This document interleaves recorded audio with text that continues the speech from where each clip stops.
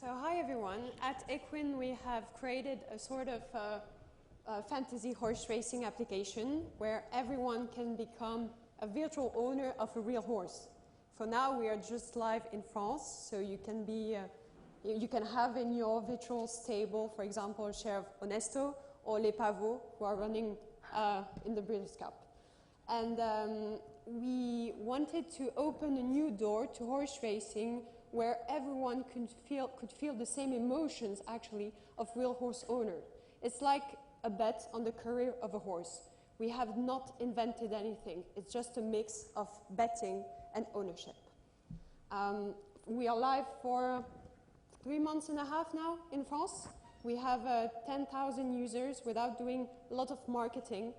And we have 10% of newcomers, people that know nothing about horse racing, that never been to a racetrack, and now they're fond of the application. We have a stickiness of 30% after 3 months and a half, so it's a lot.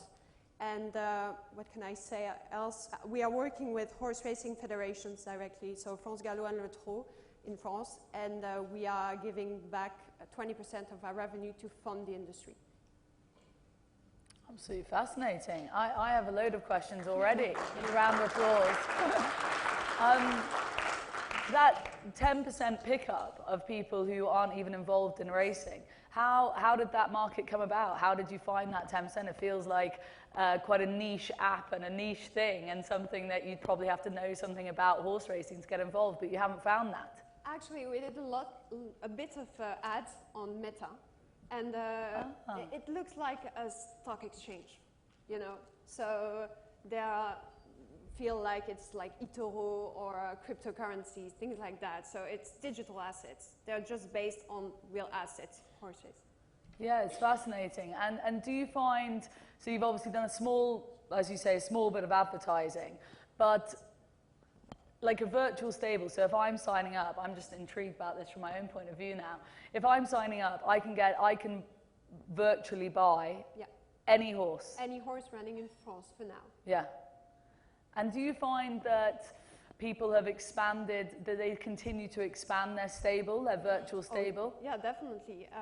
I said like 30% stickiness. It's a lot. So people, after 3 months and a half, are still buying new horses.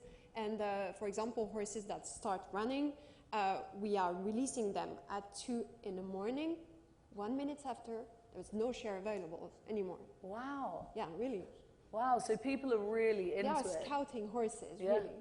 And can you have as many as you like in your stable? Is it an unlimited number? No limitation.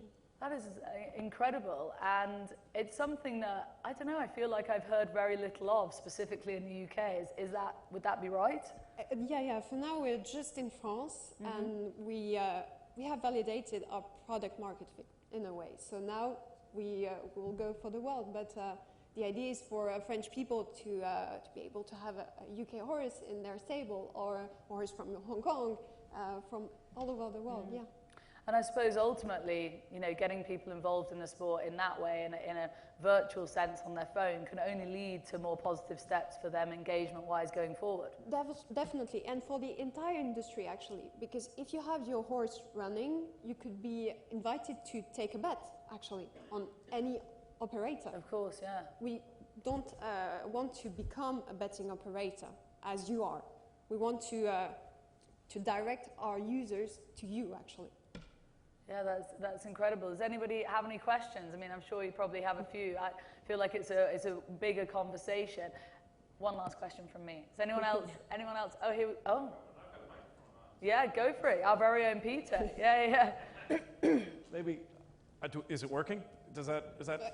Yeah. All right, there we go. Yeah. So when you buy the horse, do the values go up and down based on the performance? Is it a buying and selling, like a market in that regard? So we have created an algorithm, but then there is a market price. So when you buy a horse, you define the resale price of the horse, and then it's like a stock exchange. Gotcha. So if I brought Ace Impact after he won his first race at the start of the season. I think he was at 19, one share. Yeah. And after the arc, he's at 2K here. Wow. I love it. And what about how the app works? Obviously, with these apps, a huge amount of research and development has to go into them. Is it a smooth working app? Is it a modern, sort of smooth, easy to use app? Yeah, you can see it, like the user experience is really, really smooth, and there is a real social logic behind it. So you can follow other users, see what horse they have in their stable, buy the same horse. I love that. So interesting. Anybody else got a question before we move on? Oh, we've got a few questions. We'll head over here. We'll come back to you for sure. We'll come back. Who was it over here that had a question? Is there a microphone? Sorry, just far left here on the wing. You can scan the QR code and download the app, actually. Oh, brilliant. There you go. Yeah, modern as always. We want to move with the time. I really like this concept, but it's quite similar to ones like Football Index that have been tried for football in the UK. How do you overcome the liquidity challenge associated with a product like this to really scale it? For now, there is a great liquidity on the app, and since it's still the launch, we need just to do acquisition and to ensure liquidity and to have new buyers. But actually, people that started the app experience 3 months ago, they are still buying new horses. So there is a good liquidity, and there is just 10 shares per horse for now. We could go up to 100 shares, but we are really laser focused on how liquidity works before putting more shares. Brilliant. One more question? Yeah? Microphone just over here to the back, or you can speak up if you've got a strong voice.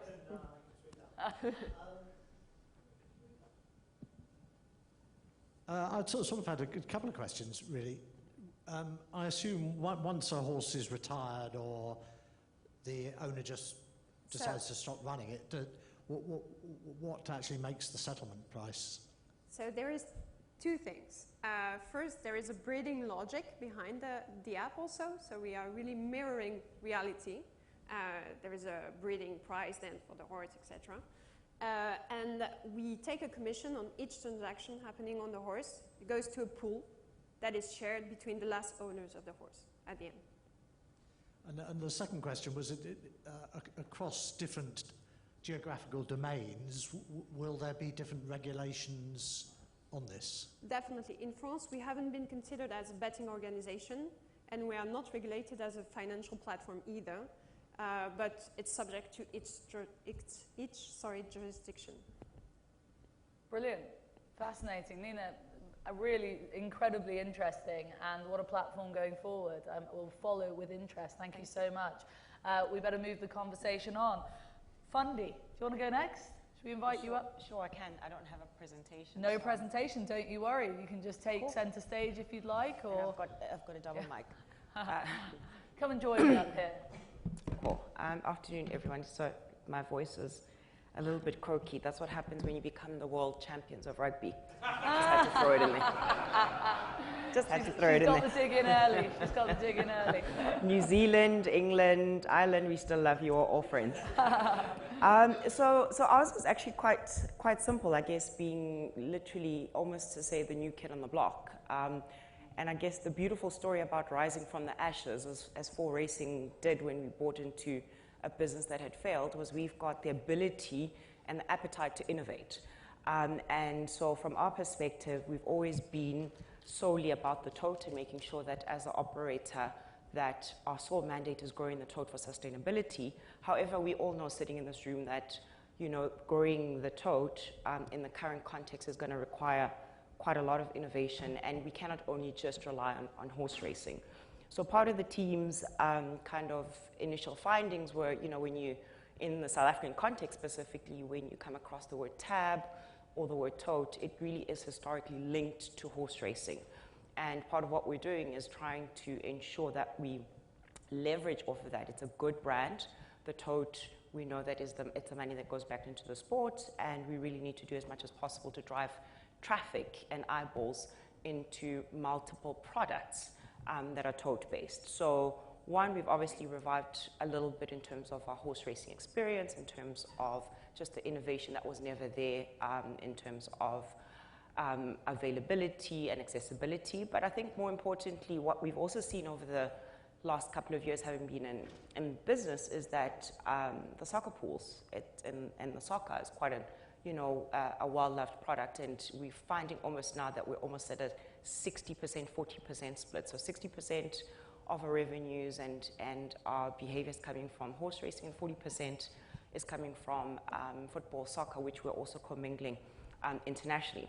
But I think what we then wanted to do was to push ourselves a little bit more, to say from a sports pools perspective, and really, I guess at the end of the day, we're not necessarily saying that we're competing toe-to-toe with fixed odds operators, but to a certain extent, we need to start closing that gap that the fixed odds operators have really, grown quite significantly in the South African market. So what does a customer look like when they go into a fixed odds operator or bookmaker? They're really looking for that variety, apart obviously from the payouts, but the variety being different products. So what we've done is specifically around the World Cup, we launched a World Cup, a Rugby World Cup product. We have done looking at a couple more around cricket, with the Cricket World Cup coming through. And I think the most interesting one is we met with Tote last week and a couple of other service providers. We're finally going to enter into the historical horse racing product. And really part of what we are testing and the rationale and the logic that we're trying to work on right now is one with our regulators, not understanding necessarily that HHR is not the typical LPM product. In the South African context, LPMs, you've got limitations into the amount of units that you can have in the store, and we've reached that because we also play in the LPM space. But now we're going into HHR, and it's quite interesting because now we've got to build the business case, the rationale for the regulators to be able to approve that. It seems like right now we are moving in the right direction, but I no doubt expect that we will have some sort of pushback from the LPM, the route operators that we partner with, but also from the casinos. Because at the end of the day, we're all really fighting for the same share of wallets, whether it's ourselves, bookmakers, casinos, etc. So that's our latest innovation. I quite like what the speaker said before, around fantasy. So I think that is really something that's going to tap into a newer market, because I guess the reality is you've got the traditional horse racing punter that loves going to racing or loves watching racing in its current form. But if we want to tap into a younger and wider, let's call it diverse audience, we're going to start bringing different offerings. And the last thing that we've offered, we'd like to believe we're the first or one of the few tote operators in the world offering a numbers-based game on the tote. So we're finding that the pool sizes at the moment are quite limited. But the beauty about something like numbers, it's quick, it's instantaneous, and I think we've got a draw that's happening literally every 3 hours. And we found that that's starting to pick up a little bit more momentum, but it is going to still take a little bit of time in terms of acquisition, in terms of just really putting it out there and packaging it for the market. But so those are some of the things that we're doing. We are slowly also starting to move into greyhound racing. And I think the biggest complexity that we've got is, I guess, with many jurisdictions is because our regulation is split against different regulators, provincially in terms of geographics. So certain regulators will allow greyhound racing, some won't. And what then happens is that if you've got that geographic split, your pool sizes, your liquidity do start to get impacted just because you don't have the scalability and the numbers. So it really is about then how do we then start to structure ourselves with newer products, diverse products, but also making sure that it's, you've got the size. But I think what's another interesting dynamic for us in South Africa, a well-known secret, is with the 3 operators, we're really at a point of convergence. So for us, we will be spending some sleepless nights to figure out how we ensure that we protect that pool liquidity, how we ensure that from a commingling perspective, we're still collaborating. But it looks a little bit difficult at this point in time. So we are going to have to reach deep within and really innovate and hope that our innovation provides a really great customer experience and continuous activity for customers that come across our products and our retail stores and our horse racing. So thank you. It's very interesting. From my point of view, everything you've said there, it feels like there's quite a lot of change and innovation over with you. Do you think things are moving at a fast enough pace to keep up with the rest of the world and what's going on elsewhere? So the funny thing is yes and no. I actually think where South Africa was, and I stand to be corrected because I was smelling jet fuel 10 years ago. I was not in the industry. That South Africa was actually leading in a lot of the spaces, right? In a lot of the areas, specifically in the industry. And I do think there was a certain level of complacency. And it could be a global thing. A certain level of complacency that said that horse racing will always be popular, people will always buy into horse racing, they'll always participate. And that's changed quite significantly. And what that meant was the industry really stopped innovating, expected people to come to horse racing, expected people to consume without doing the work. And as a result, we really lost 10 years. So one, we find ourselves in an industry internally that's a little bit fragmented, but I do think the knock-on impact is that globally, we then become that much less relevant and less innovative as an industry. But it does actually still present some opportunity as an operator that's solely focused on the tote, ensuring that the sustainability of the tote continues to make sure that we're on our toes innovating and keeping up with best practices. And I think that's one of the valuable aspects of being part of WoTA, tapping into the relationships, tapping into the different case studies from the different countries that have set the pace for us. And so it's incredibly exciting that we can learn, we can start to implement, and we can start to see what works and what doesn't work. Brilliant. Does anyone have any questions before we move on? Any questions? No? Silence. Thank you so much. Thank you so much. John, I think you're up. John Knapman, Chief Commercial Officer from the UK Tote Group. Come on. Thanks. We'd probably share a few stories, Fundi and I. We're both trying to turn around totes that have been in decline for a long period of time. So at times, WoTA's more like a therapy session than a WoTA session. Totes, really to cover off, in the UK, we're flying the flag for pool betting in what is the most heavily fixed odds jurisdiction in the world. And therefore, our innovation has had to take a couple of different courses. When it comes to the win market, ultimately, we've had to adapt and compete in the win market. The margins that bookmakers operate in the UK is relatively low, and therefore, with a 19.25% takeout in the win, we just weren't competitive. So what we've done is, there's lots of ways you could try and make yourself more competitive. We could have had racing come together on it, we could have reduced the takeout rate, but actually that probably wasn't the right way to go. What we've done instead is introduce what is the SP guarantee. So when I hear the talk of fixed odds coming to the States, etc., you're going to see kind of the ghost of Christmas future in terms of the UK. But we've had to reduce our margins in order to compete in the win market. And what we've done is we guarantee to pay out either the fixed odds starting price or the pool price, whichever's better.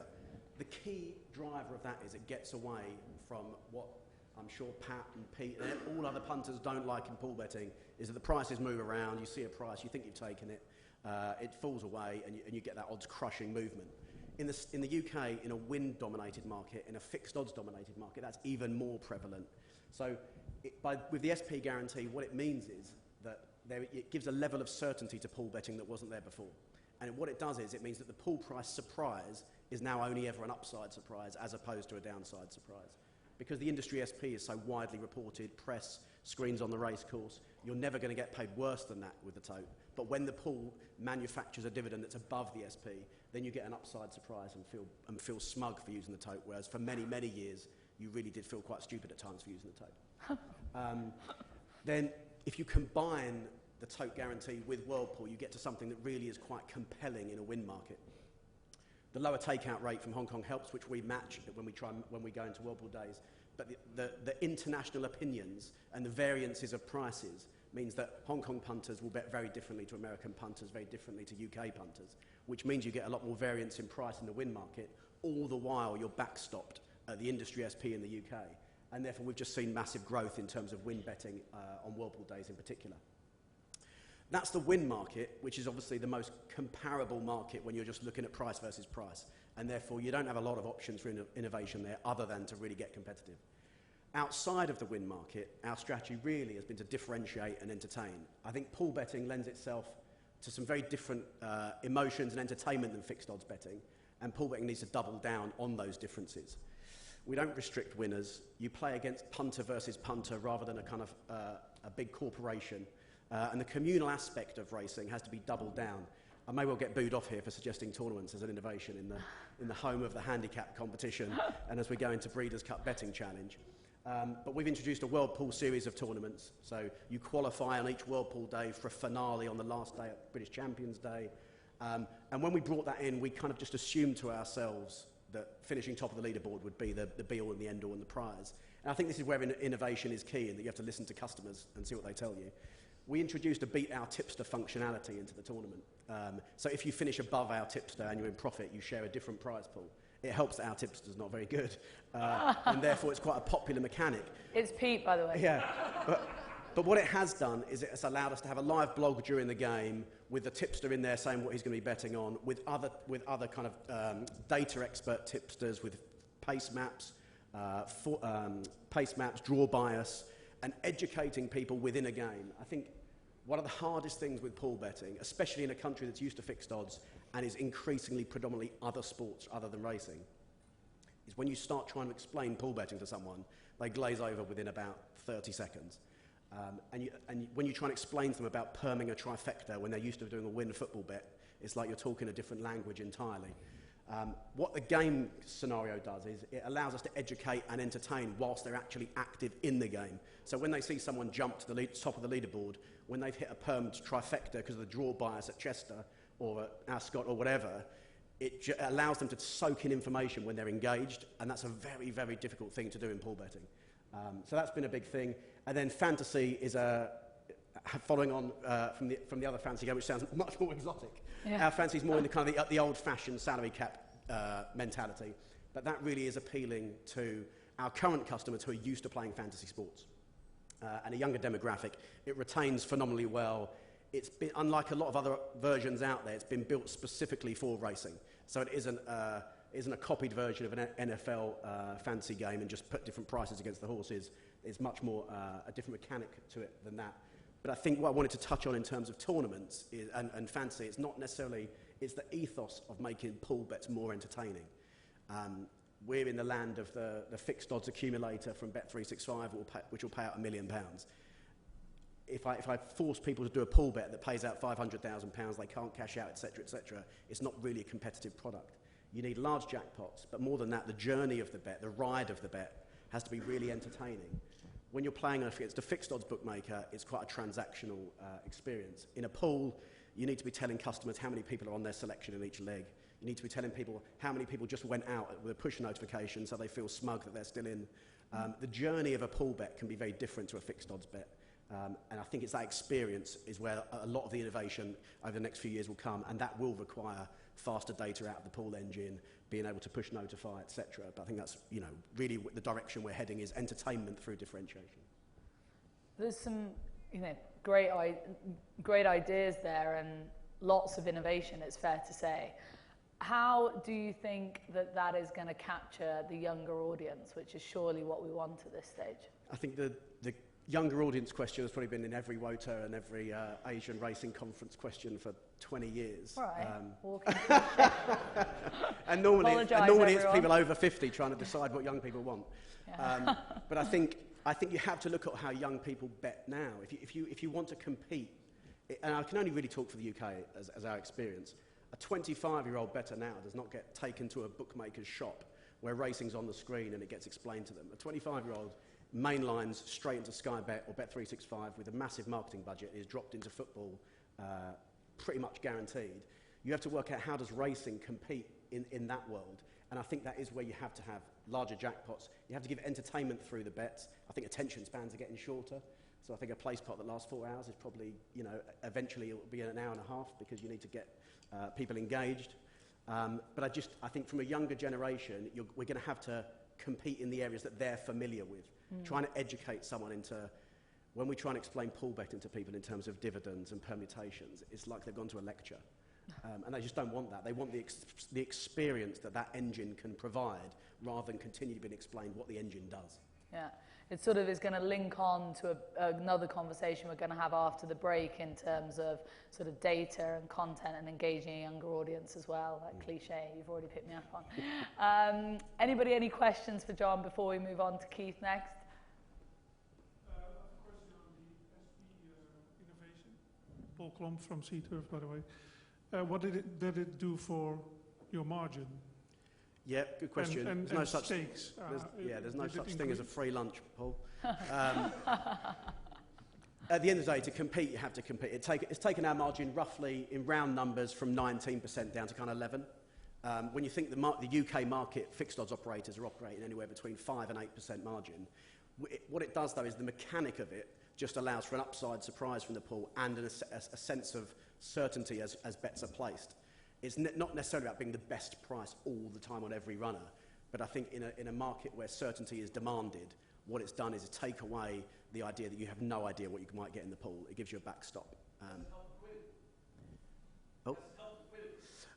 So on-course turnover in the win market, which had been in decline for at least 10 years, is up about 30 to 40%. And that's a big difference in the UK, where Tote really had been dominated by fixed odds for a long time. On our website, we see gains. Well, there's many factors at play at why the B2C business is growing, but that is definitely one of them. And from the feedback from all the customers, they truly use us for win betting now, where we would have been place pot, exotic dominated for a long period of time. They've now got an option they can use, and especially on the World Pool Day, where it does throw out some freaky value. Great. We will say goodbye to John because the break is incoming. Cup of tea, cup of coffee. So we will invite Keith back up from First Technology, of course, and you've already been speaking, you've already mentioned some elements of innovation. We know, I think we've got a new slide for Keith, which will be pulled up. I'll let you. Almost.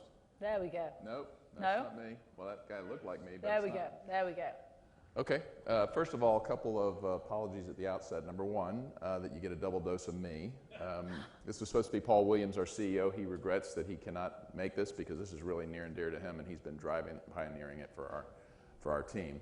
Secondly, I'm the one who built this slide, and I'm not very good at building slides. So, but hopefully it gets some of the point across, and it's something to follow. I'll say, I mentioned the innovation in the last panel that we're doing. I'll try to be brief with this, even though most of you know it's hard for me to be brief. But I do invite you to hunt me down, hunt Jeff True down, hunt Paul Williams down, who will be around today and tonight, and this weekend. We'd love to talk to you about it, give you the shameless sales pitch as to all the details below it, timelines, as well as demos, because we do have some demos that we can show. So first of all, I mentioned before that we're calling our new product, our new platform, Prism, but it's much more than a platform. It's actually an ecosystem. And the reason why I call it an ecosystem is because, yes, it's a full suite wagering platform, but it's also closely tied to a lot of things that the industry has needed and that our sister companies, the racetracks, and others have needed, as well as alternative additional forms of gambling that we're going to try to move into. First of all, it is a full suite wagering platform. It's pari-mutuel, Tote. It's fixed odds. By the way, most people don't realize, because most of everybody who's known me and known Tote, it's right in our name, Tote. We are a fixed odds wagering platform provider. We have been one for decades now. We have expertise in the platform side. We have expertise in the middleware side, particularly on horse racing fixed odds. And for the record, I will say for myself that I do believe that Tote and fixed odds have a place side by side in all markets, including North America, with the right model. I'll move on from that. And also on the gaming HHR space, historical horse racing. Fundi mentioned historical horse racing. That's something we pioneered 20 plus years ago, and we continue to evolve that into different types of integrations, and certainly part of Prism. I mentioned racing operations. One of the things that I think is a global challenge is the way that racing operations are conducted and how they tie to Tote operations is quite inefficient. There's lots of manual processes with lots of room for error that take place. We think that we can help fix that with a new modern platform. I'm not the racing expert. I hear a lot and I read a lot about concerns around inconsistencies around timing systems. Also, equine elements, and I say equine health. Clearly something that's always been very important, certainly more under the microscope in recent years with different events. So we thought that Prism would be the perfect opportunity for us to tie all these things together and make some improvements there. And why? Because it's data-centric, it's AI-empowered. AI is a big buzzword out there these days. Sometimes it's overblown. I can tell you that the way we're using it, it's not overblown. It's very effective, and it's getting more and more effective as it learns and learns more. Why did we do it? If you look at the industry challenges, I'll mention the first one that's come up a couple times now, but we talk about odds and prices, frequencies of display, and the shortcomings around that. Today, and you can see, I'm sorry that the graphics are probably hard to see, but the top graphic there that looks a little bit like an EKG in some cases, it's actually something that we've already built with our current platforms that are running every day, and we're now capturing data, that same data in the same portal that we're using as part of Prism. And what we're seeing is, and we're monitoring now on a race-by-race, day-by-day basis for every pool that we participate in on what those cycles look like, the time between those cycles, the amount of pool discrepancies that are changing as we go through the betting period, clearly looking at it closer to post. And by the way, some of the things we're finding are quite interesting, and that kind of ties to some of our different implementations and the fact that we have multiple systems in the network. But that's all part of Prism as well. The other piece that I'll say with odds and price frequencies, one of the things that we demoed internally about 2 weeks ago now, very impressive for me and for our team, was that we wanted Prism to be able to support, not just the change from 30 to 10-second updates that we've made in the industry or attempted to make in the industry, but also sub-second updates. There's no reason in modern technology why you can't update pools and odds and prices as the bets are coming in on a sub-second basis. We demoed that. It actually works, which was pretty impressive. Real-time, network-wide transparency. I underlined real-time here because we already have a level of transparency in the network, despite some conceptions out there. However, it's not real-time throughout the entire network, and that comes back to the transactional protocol that we've talked about. Patron UI and UX agility and modernization. I think one of the things that's really held us back over the years is the inability to quickly adapt to different devices and different UIs and UXs that the consumer and that the marketplace in general is demanding. Legacy system has been hard to deal with that. Part of Prism is an entirely new architecture that allows us to be device agnostic and create new UI and UX for the patron at a much quicker pace, and or have third parties or other groups that we're tied to do that as well. Coming back to some of the efficiencies around AI especially, and some of the video work we've done, operational efficiencies to try to bring that in as far as the manual procedures that are taking place today, automating some of that for consistency, but also accuracy. Again, we still see mistakes that are occurring throughout the network because of human manual operations, which are always going to be error prone. And then finally, in addition to addressing some of the industry issues we have, oh, by the way, I skipped over equine health, sorry, let me go back. So equine health monitoring, very, very important. Part of Prism ecosystem is a product we call Racehorse 360. Has a ton of data in it, going back as far as monitoring the horses. And by the way, I'm not going to pretend to be the horse racing expert guy, but we do have people that are, and we've captured a lot of data where we've got video, current state-of-the-art video technology deployed at the racetracks. They've got them right here at Santa Anita Park. I can show you a video of some of the capturing that we've done. But basically, it's monitoring the horses during workouts. It's monitoring the horses in the lead up to the race. It's monitoring the horses during the race and capturing all that data, bringing it into a system so that it can be reviewed.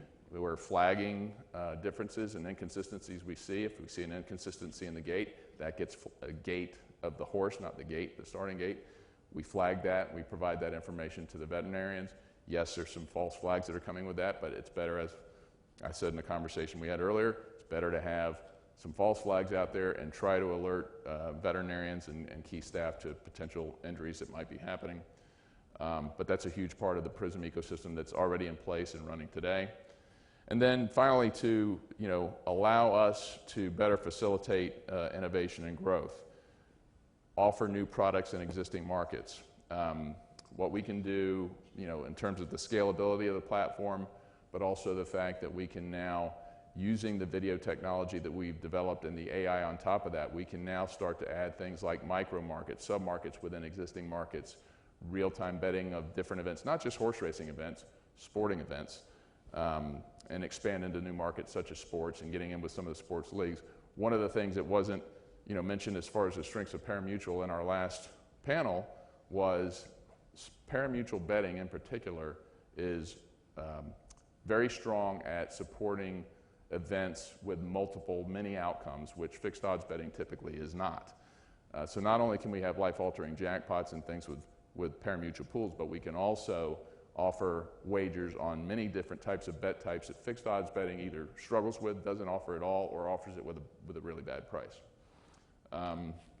And finally, we wanted the platform to be easier to integrate with so that we can reach out to the rest of the world, to other operators and other systems that can integrate with ours without having to do 6 to 12 months worth of effort. We want that effort to be much shorter than that, and that's all built into the platform as well. That's probably about it for my time, but again, I would welcome anybody to come up after the panels and ask questions, and we're happy to demo what we've got. Otherwise, you're going to start seeing this getting rolled out during this calendar year, or this coming calendar year. Brilliant, thank you very much. Does anybody have a question before I pitch my question in? No, that's fine.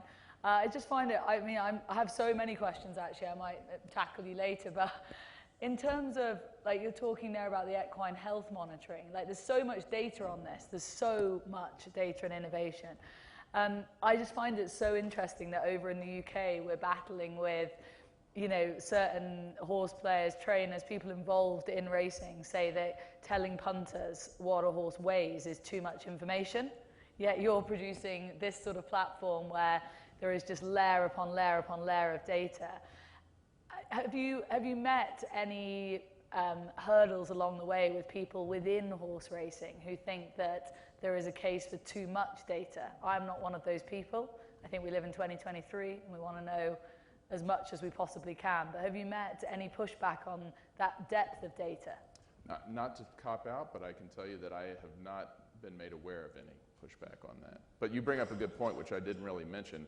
A lot of what we're doing right now is inward facing in terms of protection of the horses and building up that data for training and understanding what's going on with health, but that data can also be used to help the betting public with information. So, but no, I'm not aware of any significant pushback. That doesn't mean it hasn't happened and I'm not aware of it. Brilliant. There's so much to take going forwards, but for now we will move on. Thank you very much. Thank you. We've used you twice.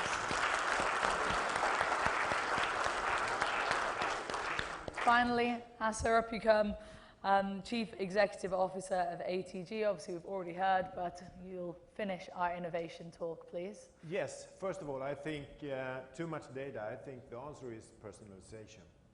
That you should offer the right amount of data to in line with the customer demands. Yeah. I think that is the way going forward. You can't have too much data, but what you present is important. I think, it's a wider conversation, one we will be moving on to, but it is very interesting about how you package data for people to use going forwards. But again, that's actually something we'll be talking about after the break. So for now, innovation. Yes, I bring from Sweden 5 small and really small and some bigger innovations. Some of them you most likely already have, so then these innovations you could throw in the garbage can. But perhaps some of them you haven't seen before and you could copy with pride and precision. Starting from left, we have a quick pick brand called Harry Boy in Sweden. And what we offer since a few months back is that you could register your mobile number and you will automatically get an SMS with the results, and you could choose among 3 or 4 different ways of correcting your coupon. And we have a small animation connected to it. It's not in line with the online casino guys, but it's better than before. So that is number one. In you have an American flag with a horse in it, and that is to symbolize that you could nowadays flag your horse. I think all of us has experienced a next timer, someone that might not get the chance during the race you watch, but you would like to follow that horse and you would like to place a bet on that horse. Next time it pops up in the race cards. So you could flag a horse in the race card and you will get an SMS next time, the same day, the next time the horse races. I think we have had, in a few months, 370,000 flags. And what is good with this functionality is that it brings the customers back to our site, of course. It increased traffic. Third one, up to the right, a small function that gives you, in a race card, with this functionality, you could see all the statistics of the horses in this race competing before. So they might have met each other like 5 times, and one horse has won 3 and another one has won 1, and you get that information. Good information for, I would say, the more sophisticated bettors, punters. Fourth innovation is a robot that detects robots. It's interesting.